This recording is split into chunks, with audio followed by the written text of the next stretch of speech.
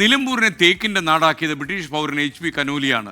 1800കളിൽ മലബാർ ജില്ലാ കളക്ടറായിരുന്ന കനോലിയാണ് നിലമ്പൂരിൽ ആദ്യമായി തേക്ക് കൃഷി ആരംഭിച്ചത്. തേക്കുകൾ നിലമ്പൂരിൽ നിന്ന് കടത്താൻ കനോലി നിർമ്മിച്ചതാണ് പ്രസിദ്ധമായ കനോലി കനാലും. നിലമ്പൂരിലെ തേക്കിന്റെ ചരിത്രത്തിലേക്കാണ് ഇന്ന് നമ്മുടെ യാത്ര.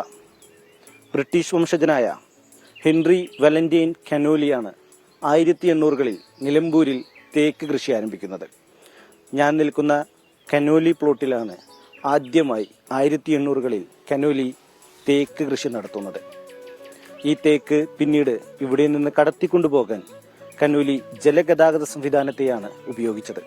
അതിനുവേണ്ടി നിർമ്മിച്ച കനോലി പ്ലോട്ടിന്റെ ചരിത്രവും നമുക്ക് നോക്കാം.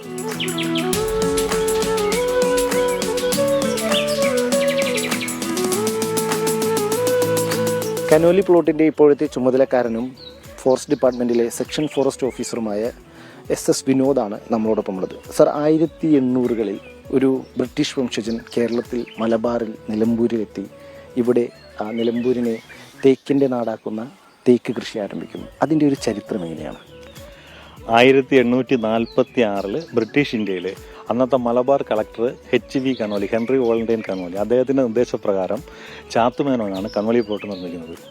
നിലമ്പൂർ തേക്കിൻ്റെ റൊട്ടേഷൻ കാലാവധി എന്ന് പറയുന്നത് 50 വർഷമാണ്. 50-60 വർഷം പൂർത്തിയാക്കിയ ശേഷം പല ആവശ്യങ്ങൾക്കായി ആ തേക്ക് മുറിച്ചുകൊണ്ട് പോവുക ചെയ്തത്. ആദ്യം ഇവിടെ പ്ലാന്റ് ചെയ്തത് 600 ഹെക്ടറാണ്, ഏതാണ്ട് 1500 ഏക്കർ.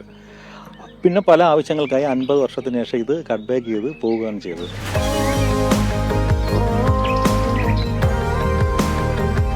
ബ്രിട്ടീഷ് ഭരണകാലത്ത് നിലമ്പൂരിൽ കൃഷി ചെയ്തിരുന്ന തേക്ക് മരങ്ങളാണ് ഈ കിടക്കുന്നത്. ഇതിൽ ഓരോ മരത്തിനും 100 വർഷത്തിലധികം പഴക്കമുണ്ട്. വിപണിയിൽ 10 ലക്ഷം രൂപ മുതൽ 20 ലക്ഷം രൂപ വില വരുന്ന ഈ മരങ്ങൾ ഇവിടെ നിന്ന് ബ്രിട്ടൻ അടക്കമുള്ള വിദേശ രാജ്യങ്ങളിലേക്കാണ് ലേലം ചെയ്ത് കൊണ്ടുപോകുന്നത്.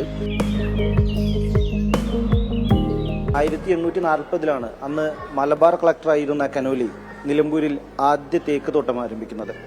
ചാലിയാറിന്റെ തീരത്തായിരുന്നു ആ തേക്ക് തോട്ടം. ഇന്ന് കനോലി പ്ലോട്ട് എന്നാണ് ആ തേക്ക് തോട്ടം അറിയപ്പെടുന്നത്.